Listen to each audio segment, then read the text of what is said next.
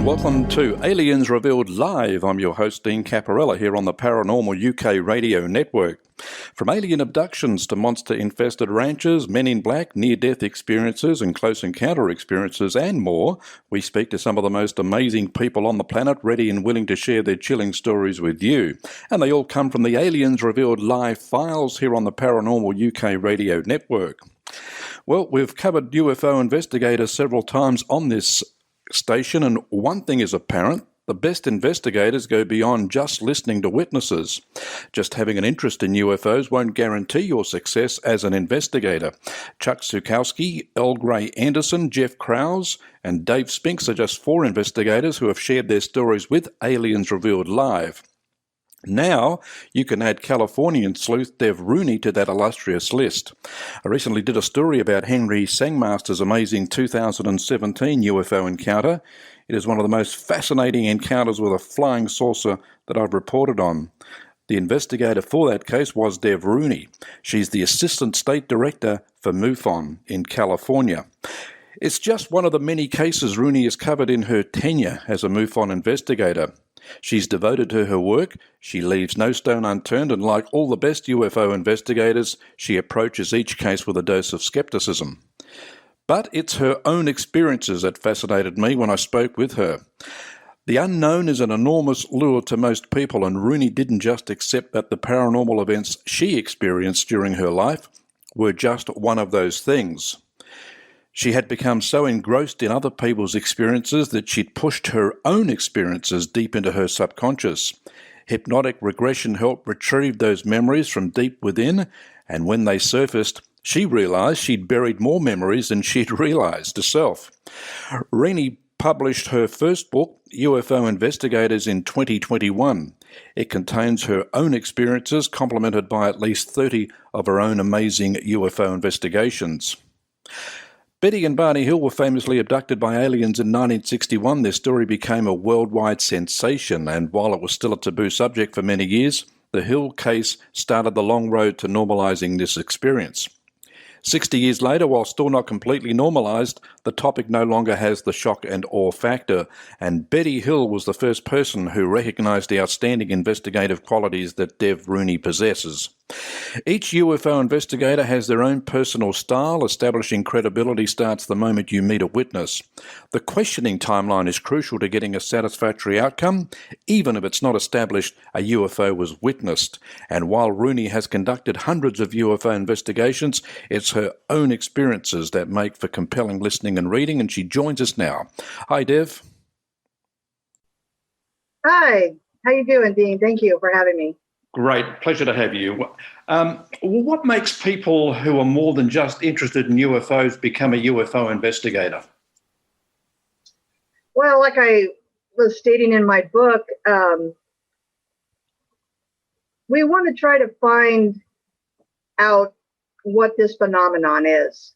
And for me, it was a lot more than just finding out what it was.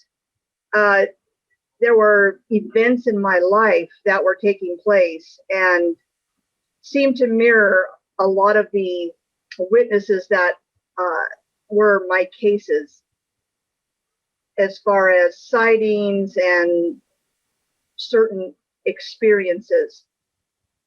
And becoming an investigator for MUFON really put me in the driver's seat, because they have a massive database, and they're pretty well known. They've been established since 1969. And so a lot of people who have had some kind of experience or sighting either find out about MUFON or know of them, know that they can report with us. So that gives an investigator a lot of information and research to do within the database. That really hit home for me, because prior to joining MUFON, early in my teenage years, I was really delving deep into the research. And this was prior to the internet. So I had the library, I had magazines, to try to learn more about this phenomenon. And, I tried to get the word out that I was interested in this subject, so that people would know that they could talk to me and know that I, wouldn't laugh at them. Because, back in the 70s, it was a very laughable subject. A lot of people really made fun of me. Right. Based on the fact that I believed UFOs were real. And so trying to get cases on your own, especially back in the early days, was hard, to get the word out. I didn't have the internet. There wasn't any way to really get out there except for just to talk to people. And, I kind of did that at work as well. And, and like in the book, it states that I spoke with a man that was in the Navy back when I was working at Peterbilt Motors. That was in 1979?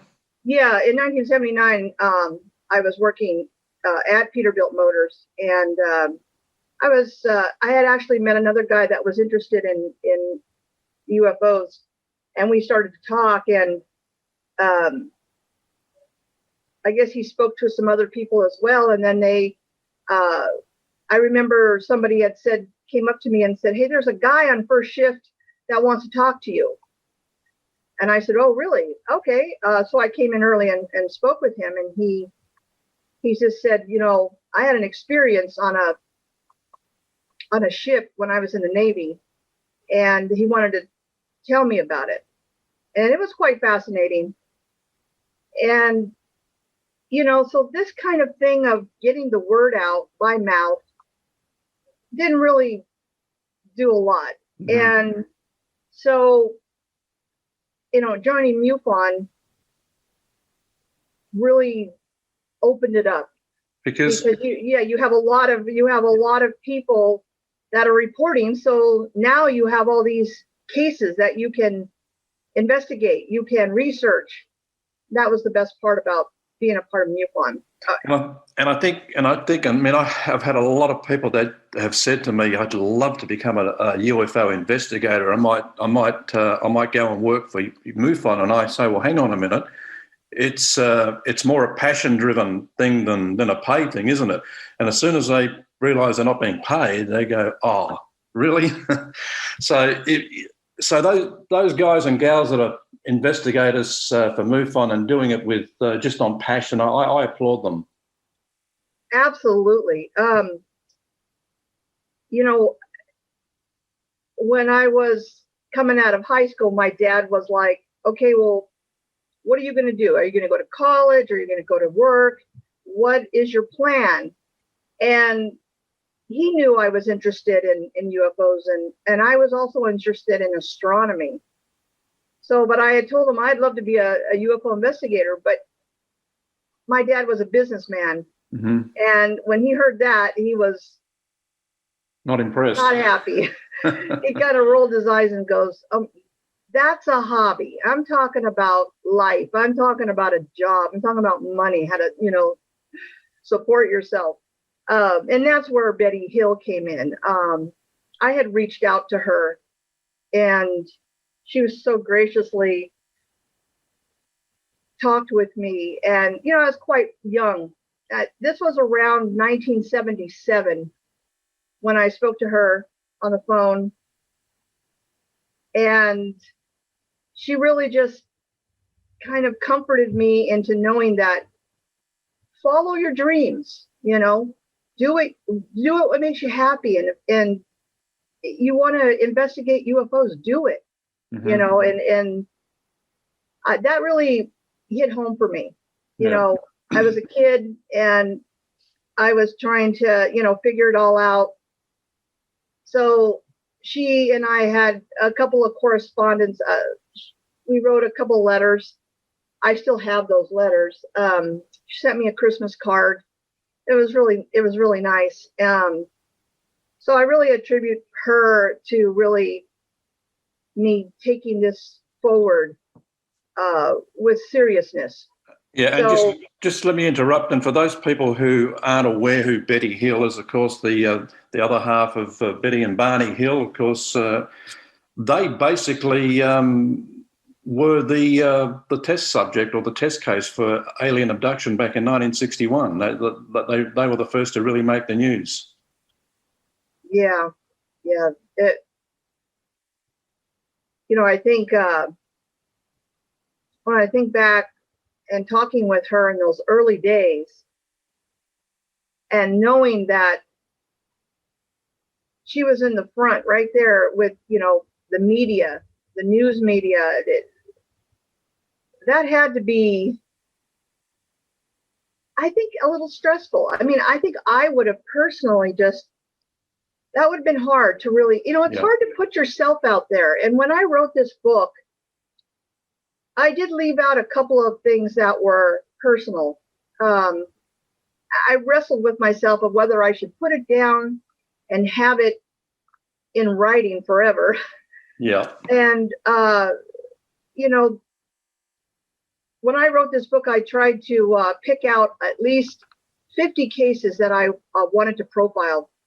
Of course, it took a long time. This was 2.5 years in the making, because to make some of those stories flow in chapters 3 through 6, which are my actual cases, that I investigated and interviewed those people, I had to go back and contact them because I realized I needed a little bit more information as I was writing up like the storyline, the event section, and I wanted to really have it flow. So I had to get back in contact with some of these people, and it had been a few years on some of those cases, and then some I wasn't able to contact because they no longer had that phone number or email valid anymore. So right. I wasn't able to get in contact with them again.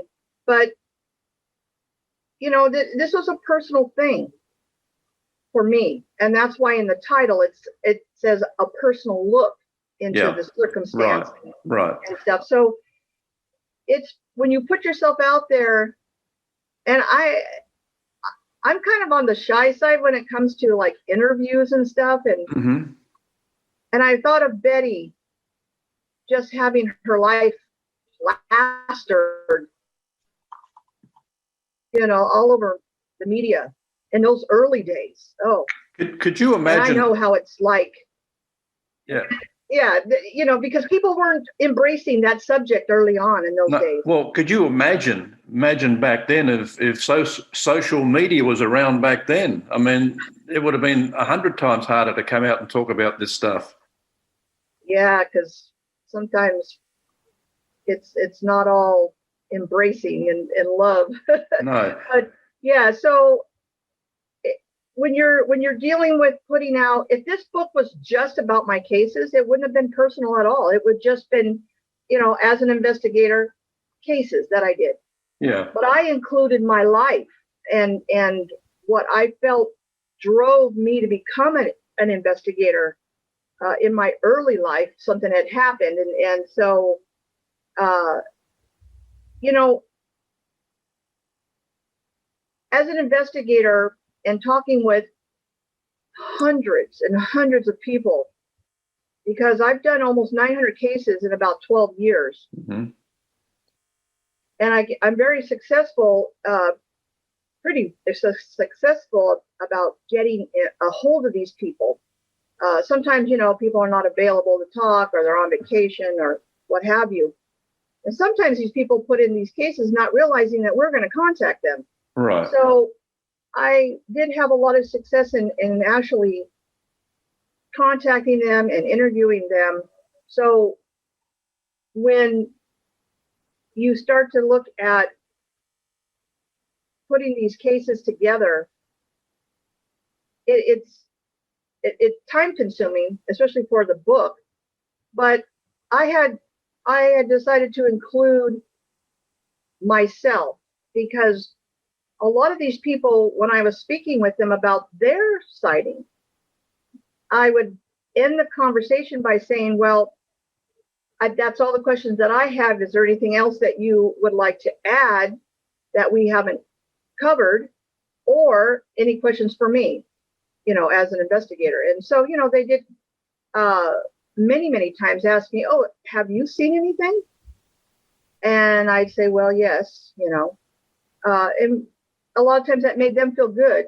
Yeah. That we were in the same boat. Well, yeah, but I mean, Chuck Sikowski mentioned to me that a good investigator won't go into a case, agreeing with everything the witness is talking about. He likes to go into a case with that little dose of skepticism, and then to prove and let the witness explain to him what happened, before he can kind of decide, which way to tackle it. But does skepticism always help? Well, yes, because, first and foremost, as an investigator, you're listening to the witness give you their testimony of what they saw. And I always go with a chronological timeline. What were you doing prior to seeing it? And then when you, if they said, well, I went out in the backyard and had a cigarette. Well, how long were you out there before you saw something or noticed anything? And what made you notice it? That kind of thing. And then what happened? And then what happened? So we're getting that timeline so that they can relive it in their mind and not forget anything, because that sequence of events is important. Yeah. And you let them tell you what they saw, what they experienced, what they felt. Regardless how it sounds, you're just taking notes. You're getting all that fact. You're getting the witness testimony. And after confirming elevation, time, date, direction, distance, after that interview, and I always leave it open to where, if I have any additional questions, can I contact you again? And, like I'll always say, is this a cell phone? I'd like to know if I could do a quick text to you and say, oh, I have a couple more questions. Are you available? So I always try to make sure that if that's a cell phone that we're talking on. Because a lot of times people don't have time to be answering telephone calls, and if they don't recognize that number, they're not going to answer you. Yeah. So that's important to me, to know if I'm talking to them on a cell phone. But it's not until after I get all that information that I'll sit down and really think about all that information, right? We're taught that we're trying to find out what it's not. I can't tell you what it is that they saw. Yeah. So I'm going to try to see, well, is it an airplane? Was it moving from a certain direction, a certain height, visibility as far as, was there wings? Was there noise, like an engine sound? Was it a helicopter? Because if it's hovering, you can hear the helicopter. There's lights, navigational lights. So we're trying to find out what it's not. Is it an airplane? Is it a balloon, helicopter, drone, the planet Venus? This kind of thing. So we're eliminating what the conventional things it could be. Yeah. And when we exhaust all of that, when we realize, well, it's not this because it's doing that, or it's not doing this, then we come up with an unknown. What that unknown is, I don't know. Because we haven't had disclosure yet, so no case is ever closed, is it? Well, we weren't there, number one. We're trying to get as much information. And even if and I have had many UFO sightings, and I can tell you, these things that I see, I'm like, these are unknowns, because I know enough. And as being an investigator, I'm already checking these things off in my mind when I'm watching an unknown object, right? Yeah. So do I know what that was? No, I don't. And I was the witness. Right. So I can't prove that it was man-made or something else, right? I mean, it is an unidentified object or phenomenon. I'm old school. I like to use UFO. Right. In today's world, it seems like UAP is the acronym to use. Mm-hmm. An unidentified aerial phenomenon. Now, I've seen unknown craft. So to me, it's not really a phenomenon to me. It's an object. I've seen a craft that is unexplainable to this investigator. So I like using UFO. Now, when I do use UAP, it's maybe like a portal opening up in the sky. If someone saw something that they said seemed to shimmer and like there's an opening in the sky and they've seen objects coming in and out of it or hovering about it, I would say that to me is more of a UAP. Right. Because we're not sure what that is. I mean, to us, it could be a portal opening up to another dimension. Mm-hmm. Can I prove that? Not really. But we have our descriptions, I think unexplainable is a better word, in the U for UAP, because that's basically what it is. You can't explain what you saw. Right. Yeah. Dev, do you have to be does it help to be an experiencer to become a good investigator? I really believe that in any job that any person takes on, whether they're getting paid or not, if you have the passion, if you really like what you're doing, for 20 years, I worked for a robotics company. I loved what I did. And yes, I got paid, but I loved what I did. So you really work hard at doing your job the best that you can. And as an investigator, whether you've seen, I have investigators that have never seen a UFO, but their passion is there and they're good. They're good investigators because they do their research. They try to find out what happened on that day in that area. They'll use the internet. They'll use certain websites like Heavens Above to identify any satellites that were in the area of the sky. They'll use an astronomy program to see what planets or meteors or anything that was occurring.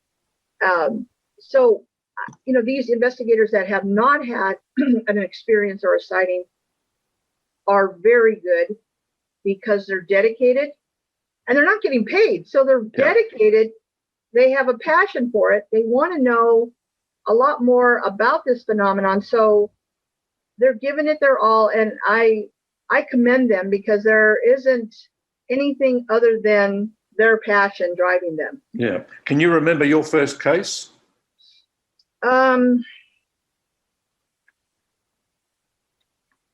My first case that someone came to me was in 1976. And she was in Fremont, California at a stoplight on Mallory Avenue. And she was just waiting for the light to turn green, looked up at the sky, saw some clouds, because everybody's always looking at the weather. And she was just looking at the clouds. And then she saw this cylindrical object hovering by the clouds, and it had a series of lights in the middle, and kind of blinking on and off as it was just hovering there. And she just was looking at it going, that's not an airplane. It was defined enough to where she knew it wasn't an airplane because she said there was no tail wings, there was no major wings, there was no identification identification as far as, you could see the colors and some of the words, she said it was just hovering. So I know no airplane can just sit there. Mm-hmm. And no visible propulsion system. Right. And this was 1976. So, yeah.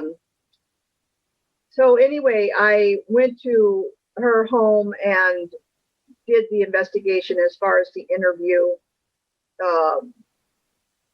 I lived in that same town, so I was very familiar of where she was, went there to look at it,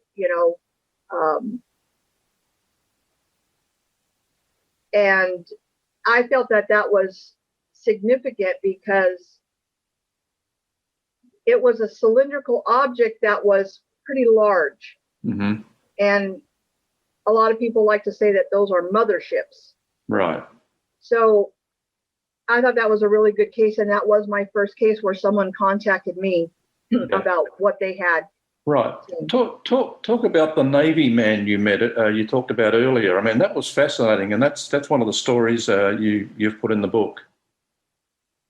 Yes. So I was working at Peterbilt Motors when I was contacted by somebody that said this guy on the first shift, the day shift, because I worked the swing shift, wanted to talk to me about his experience. So the next day I came in early and went into the building, and because I had told the guy that came to me, and I said, well, tell him to meet me over by the office, by the stairs or whatever. So he met me there, and he just said, well, I hear that you're interested in UFOs. And I said, yes, I like to be able to investigate, and find out what other people are witnessing. And he said, yeah. Well, he just said that he was in now when I took down notes from his interview that I had there, that was a long time ago. And I think I was about 21 years old at the time. And I ended up writing down the interview. But throughout the years when I've moved, some of my stuff got lost. Yeah. And I, so it's a little upsetting because I like to be able to keep a lot of things that I feel are very important, and that would have been very important to me. But some of the stuff that I had while I had moved, it got lost, and that was one of the things. But he said he was in the Navy, and him and another man were on night watch. And he said they were standing out there talking, smoking a cigarette, and looking out over the ocean. There was a moon out that night, so the water was reflecting the moonlight. So that's why they were able to see. He was able to see a lot of what had happened, because as they were standing there talking and looking out over the ocean, there was a light under the surface. And they kind of were like alerting each other. Look. They thought it was a sub. And he said that they were getting alarmed because it was like, oh, if this is a sub, or if this is something that we need to go tell the captain and alert everybody. And as they watched this, he said it looked like a flying saucer. He goes, this shit, So I said, okay. And then he said it just came up from under the surface above the water and was hovering. And he said he was so shocked at seeing the shape of it, like he realized, wait a minute, what's this? And the moonlight kind of shone off of it, so he could see the shape really well. And they were startled. And his friend was like, do you see this? And he was just like, oh my God. So it ended up just zipping away. And they were there quiet for a moment, like, did it? He goes, we didn't speak. We just kind of were stunned. But they talked about, well, should we report this? And they decided not to. Right. Because he said, well, who's going to believe us? Yeah. He said it came up, it was there hovering, and then it zipped away. And then, like there's no one around. And it was in the 1970s, and they more than likely would have got a visit from a couple of guys wearing dark suits and dark sunglasses. Well, I believe it was either in the 50s or the 60s that this occurred. Right. Because, again, he was telling me this in 1979. Okay. And he was in the Navy, and now he's not. He's working at this company with me on a different shift. So he said, I didn't really tell anybody over the years. And he goes, there's a couple people I did, really close friends. And of course, he said, they didn't really believe him or whatever, but he just wanted to talk to me about it. And then what he did was he says, while I was over in Europe, I picked up Flying Saucer Review, a copy of Flying Saucer Review. It's a magazine that they published over in Europe. And he says, I have that. Do you want it? I said, you don't want it? And he said, well, he goes, it's just sitting there. And he goes, I'll bring it in. I'll give it to you. So he gave me that copy. It was pretty nice. But yeah, but it was very interesting because, a lot of these Navy guys, if there's been a UFO sighting and of course, if there's more than just a couple of guys that saw this, they're going to be told to keep quiet about it. Yeah. Especially back in those days. Yeah. Yeah. It does. It can change your whole perspective on life when it happens. And in one instance, in one case you covered more recently in 2017, Henry Sangmaster, who we've spoken to, and we may be presenting that interview maybe before we do this one, but that was in 2017. Classic UFO sighting with Henry, wasn't it? Yeah, you were cutting up there. Okay. I didn't hear the question. I was just talking about Henry Sangmaster's UFO sighting, and I just said it was just a classic UFO sighting. Yes. I did a live investigation with him and his, she was his fiance at the time, and met them at the sighting location. And it was fascinating because not only did it occur over Aerojet, and they manufactured jet propulsion and fuels, I believe. So when we did the live investigation, I heard both sides, like I talked with Henry and then I talked with Kyra. And I always say that with an investigate, doing an investigation with more than one person, you're going to get this other person's perspective. And perspective for me, and my understanding of it, is people's beliefs, what they experienced in life, and how they perceive things. One of the great examples that I like to give is there was a UFO sighting down in Mexico, and when the investigator asked the man, what shape was it? What did it look like? And his answer was, it looked like a sombrero.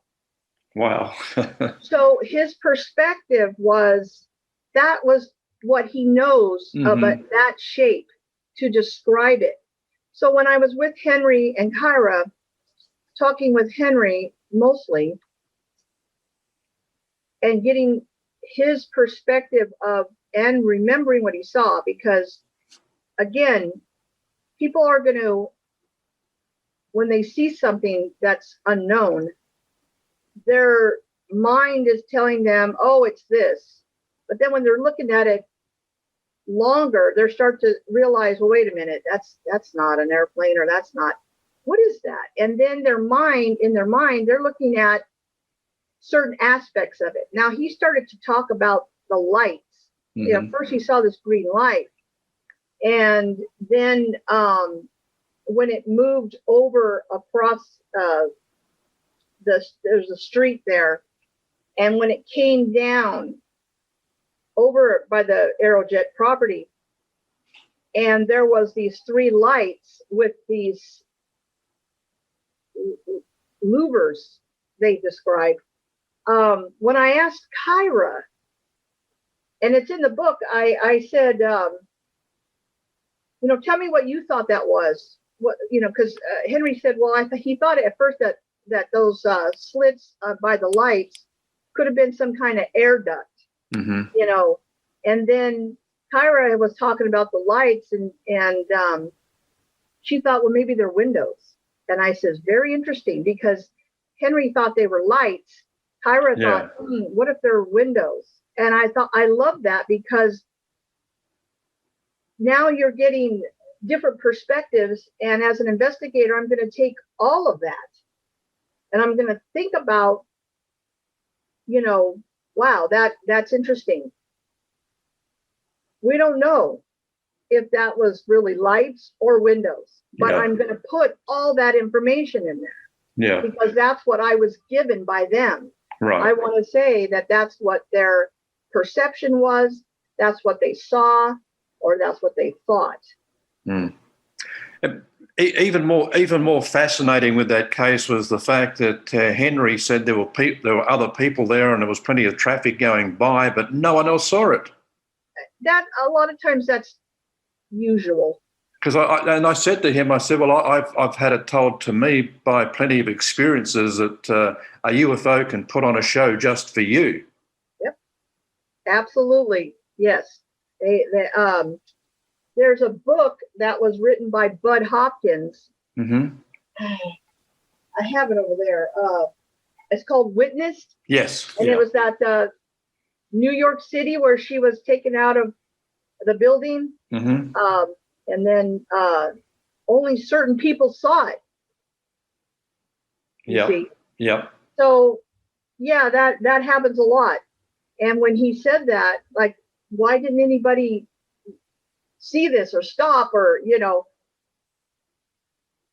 maybe only they were supposed to see it. Yeah. Dev, in the book, you say you spent so much time investigating other people's cases, you really didn't stop to think about your own experiences, and you are an experiencer. When did it all start for you? As far as my experiences? Yeah, well, consciously, it was when I was 11 in 1969. And, you know, something happened, and I knew something strange happened, but I ended up forgetting about it. And that is, I come to find out that a lot of people that has happened, where they'll have an experience and they'll forget about it, and then they'll remember it later. And as my life progressed, I started to have sightings of UFOs, a lot of different paranormal things that were a little freaky, because, you know, when you feel like when you're in your house, in your room, you feel safe, right? But then when things start to happen and it's unexplainable, you don't feel so safe anymore. Yeah. And that's not a good feeling. Yeah. So in the book, I was trying to chronicle things that I felt and realized later on in life that were all connected. UFOs, paranormal, you know, ghosts. There's so many things that are connected with this kind of stuff that I started to realize that That confirms the massive research by Ray Hernandez and his team with paranormal experiences, and he says they're all connected, from UFOs to ghosts to out of body experiences. Right. And in the book, I mentioned that I went to the Monroe Institute in '96 because I was fascinated by Robert Monroe when I was reading his books, that there was no such thing as time. And these out-of-body experiences that he was doing and then teaching via his Monroe Institute on the East Coast, I was really fascinated by that because I really felt I was already doing that, but I wasn't consciously aware. Mm-hmm. So when I went to the Monroe Institute for a week to do exercises and learning how to do all that, I quickly realized I was already doing that. Right. When at night, because you feel yourself slamming back into your body. Yeah. Yeah. And I was always going, what the heck is that? You know, a lot of my, you know, experiences that were happening while they were happening, and my sightings, I was in the moment. I was aware of what was going on. I was trying to, like with my sightings, I was mentally, as it was happening, okay, this is in the east, you know, the elevation, I'm watching everything because I don't want to take my eyes off of it because you don't know how long you have to see this thing. So I don't even bother with where's my phone? Where's my phone? You know, because guess what? My phone will probably either not work or I'm going to get a really crappy picture of it anyway, because our eyes can really take in a lot more ambient light than any camera. We're really going to be able to see detail. And a lot of people tell me that. Was when they submit their photographs, I'll say, well, it looks kind of, well, it looks white. And they say, well, that's not what the color was. Well, okay. And they're saying, well, I'm really disappointed that the camera didn't really pick up what I was seeing. I said, absolutely, exactly. Mm-hmm. And that's why I tell them, I want to know what you saw visually. Never mind, I can see what's on the photograph or in the video. I want to know what you saw visually. Yeah. All right, well, we're getting close to winding it up here, Dev, but can you talk, or do you want to talk about the regression therapy session you had with Helen Billings back in the early 90s? Yeah, that was the first time that I went to a hypnotherapist to find out about a few things that bothered me as far as unexplained. UFO Magazine, I subscribed to that early on back in the 80s. Vicki Ecker, she started the UFO Magazine. So I got my magazine every month, whatever. And in 1990, I was flipping the pages and reading some of the articles, and there was a hypnotherapist here in the Bay Area of California where I was living, and they featured her. And I thought, oh my God, she's right here. She won't think I'm nuts if I go to her. Yep. And all this UFO stuff starts coming out. So I made an appointment to go see her, Helen Billings at the time. And she was very good. That was, you know, everybody always wonders if I don't know if I can be hypnotized. Well, I kind of thought that at first, but that wasn't even on my mind. What was on my mind was, what am I going to find out? Yeah, yeah. And it kind of got a little scary to me. And do you really want to know? Well, right. And I I just kept thinking about that. So I went and she hypnotized me, and there was a block. When she was trying to get through, there was nothing. I told her I'm just not seeing any. I don't know, like I can't see anything. I see black, she's just like, well, I feel like you're being blocked. And then she switched it up and said, I'm going to try something. So she said, I want to know, when's the first time you saw a UFO? Well, I know when I consciously first saw a UFO, but that's not what came out of my mouth. And I was surprised, because you are awake. Your mind is awake, but your body's asleep. And I just started to talk about seeing this cylindrical object on a desert floor. And I was like, it was just coming out like it happened and everything. And so I was not understanding at first, like, what was going on. And then she was asking me to look down at myself. And that's when I realized it wasn't me.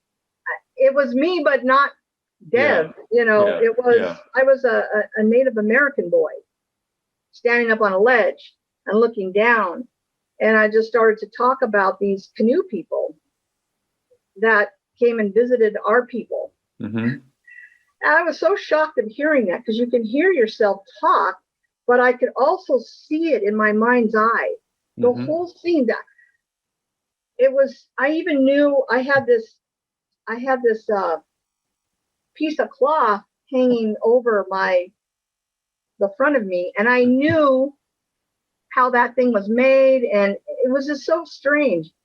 And I realized, and then it was of a past life, which I was already very interested in, because I did believe in that kind of thing. But she just basically was saying to me, she brought me back out, and she was just saying, let me ask you a question. Are you ready to find out what really was going on with some of these experiences of yours? And I thought about it, because nobody's ever asked me that question. And I said, no, I didn't want to know. At that time, it scared me. I was like, no, I don't think I do. And so that block could have been me or something else. And she said, it's either something else blocking you or it's you, But at that time, I was having so many paranormal instances, and at the time in 1990, a lot of things were going on, and it just, you really just want to have a peaceful life. You know what I mean? You want to. Well, I was just going to say, Dev, before we close it, talk about the strange encounter on the vacation trip that you had in 1992, and then after that there was a blue car incident, and there's just a couple of instances where you've run into paranormal type stuff without really knowing what was going on. Yeah. So I went on vacation and stayed in a hotel that was near the water. And in the middle of the night, I was first woken up by a smell. It was so strong that it woke me out of sleep. And at first I thought it was a skunk. And I was just like, what's... And ended up turning on the light. My companion was telling me, well, maybe a skunk got in the room. I'm like, that doesn't even make any sense. And I didn't know if it was skunk or sulfur, or I couldn't really identify it, but it was strong. And I was shocked that it woke me out of sleep. And I don't think I put it in the book, but there was a very thin window, very thin opening on the wall to my right. Yep. And I happened to look over because I'm trying to figure out in my mind what's going on. And the moon was right in the middle of this slender window. And it wasn't until later, when I started to remember all this stuff and think about it, I felt that was, what are the odds that the moon was square in that thin window? And I don't know if I put that in the book, but it was really kind of weird. But I went back to bed. I heard glass breaking, got up again looking for the source. This room had all wicker furniture. There wasn't anything that could be broken. I looked at the windows. I looked outside on the patio because there was a small table with an ashtray. Everything was intact. I went to look at the ice to think, oh, maybe the ice is cracking, but it was already melted. And I just started to get frightened because now I'm starting to feel a presence. And I don't want to turn the lights off because I'm scared. And my friend, she's just like, oh my God, I just want to go home. I go, it's like in the middle of the night, I'm not leaving and driving Highway 1. Yeah. Yeah. In the middle of the night. But I finally got the courage to shut the light off. And I'm laying there and I'm just saying to myself, go to sleep because I can't, I'm too scared for anything else. And I had this overwhelming feeling that somebody was there. And I opened my eyes, and at the end of the bed was a hooded figure, very short, small. And I couldn't see the face, but I was just like, oh my God. And I just closed my eyes and I just saw, like, I don't know if it was fear or what, but I just saw white. And then that was the last thing I remembered till the next morning. Wow. And then we just wanted to get out of there because it was such a strange night. And I'm driving, and Highway 1 is, kind of there's areas where there isn't any roads that you can come in. And it was a beautiful morning, just quiet, the radio wasn't on. I was lost in my thoughts, and I'm watching the road.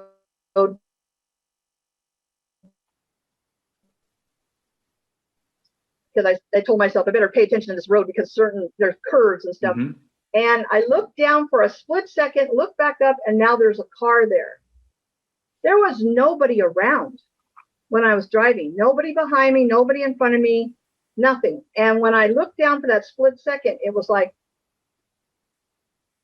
I said to my friend, I said, where did this car come from? She said, I don't know. I go, did you see it come onto the road? She goes, no. And I go, there's no way that it could got on the road without me seeing it. And she said, oh my God, don't stop. Don't stop till we get to a major city. Let's just keep going. Let's get out of here. But it was really freaky, like. Well, that was certainly fascinating. What about the blue car incident you talk about in the book? And then we'll have to close it up. So that happened on Highway 16, again, a very desolate area. I had about 3 other people in the car with me. I was the driver. We were going up to Jackson to meet family members for a dinner, and an early dinner. And this was in the summertime, so of course it's daylight out. So I'm driving, and I'm talking, we're all kind of like talking a little bit.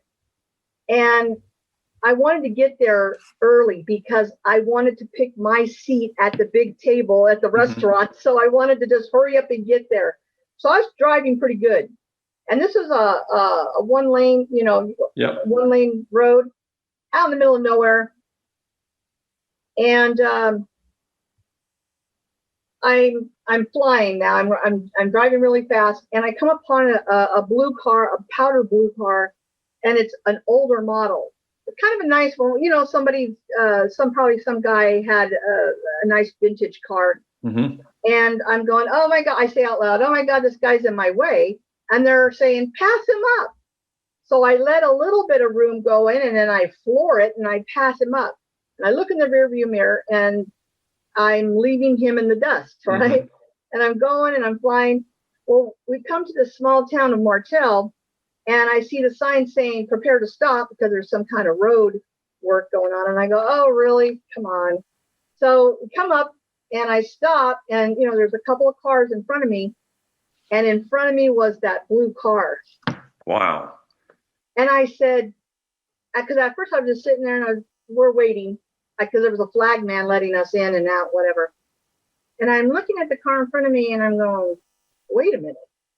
And I say out loud, guys, isn't that the blue car I passed up miles behind? And they're just going, what? And I go, I'm freaking out. I'm going, oh my God, what's going on? And they're going, oh my God, there's no way. And then, you know, they realize that, how did he get in front of us? Did he know a dimensional shortcut? You know, I don't know what happened there. And I know what it was, because that car was unusual, because it was more of a vintage car. It wasn't just like every other car back in those days that were on the road. Yeah. That color, that powder blue color, and that style, that vintage. There was no way he could have passed me, and he didn't, I saw. And Devin, they're just a couple of instances of things that you've experienced throughout your life, and people can find out more by picking up a copy of your book, UFO Investigator. And as you mentioned, it's a personal look.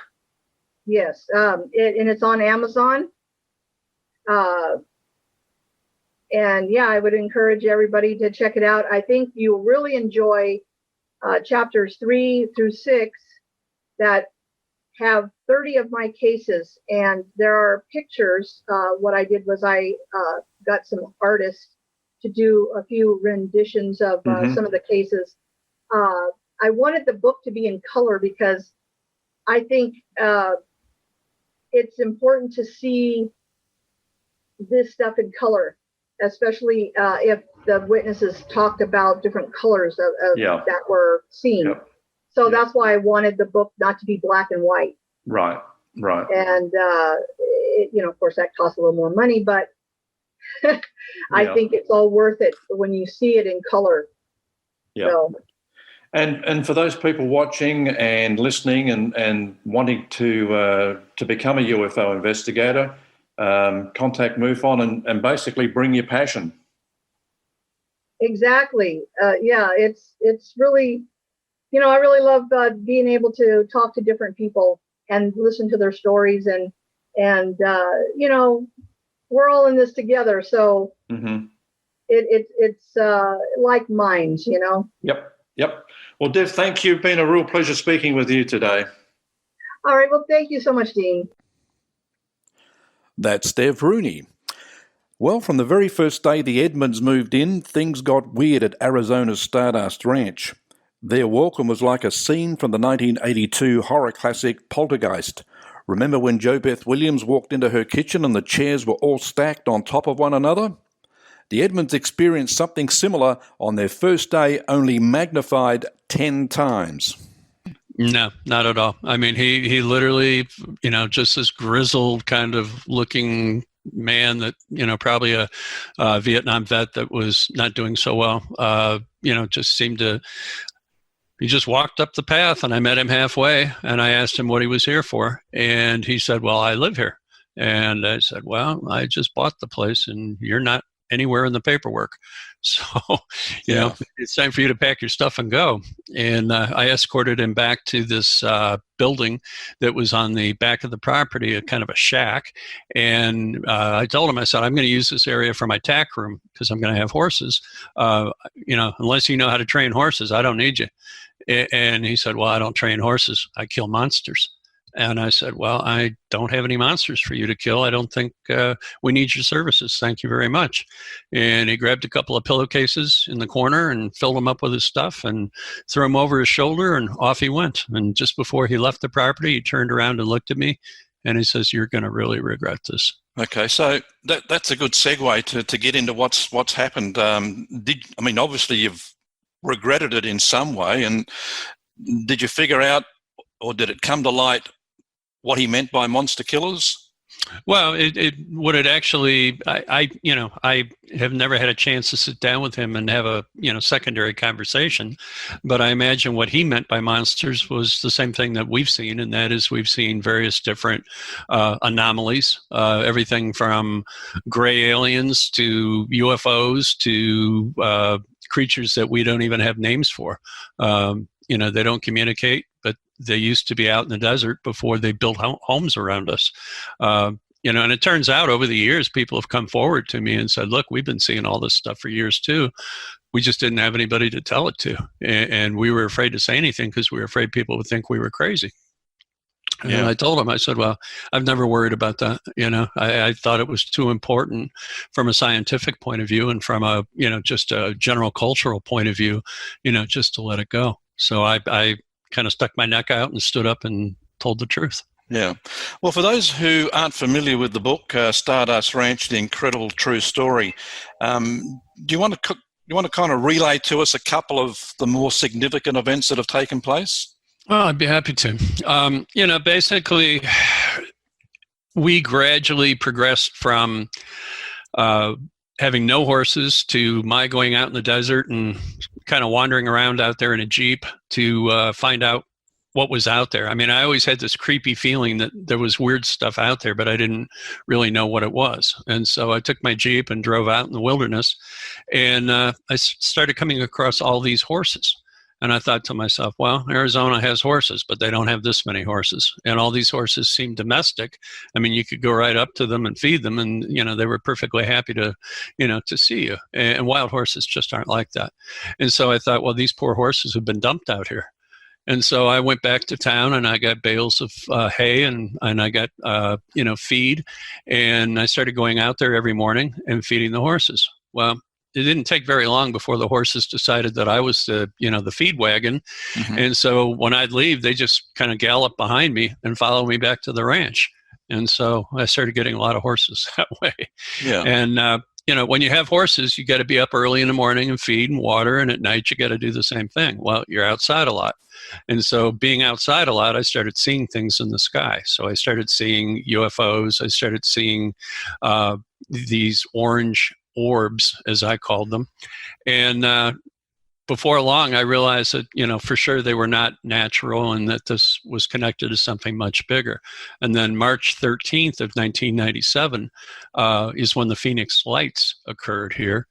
And that absolutely documented everything that I was seeing and what I was, gradually beginning to report.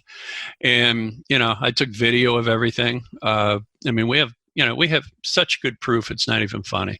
And, we've been a little reluctant to share most of it just because of the fact that there have been threats and, there has been attempts to prevent us from going ahead and getting the word out. That's the biggest reason we did the book, was because of the fact that we needed to get this information out in the public.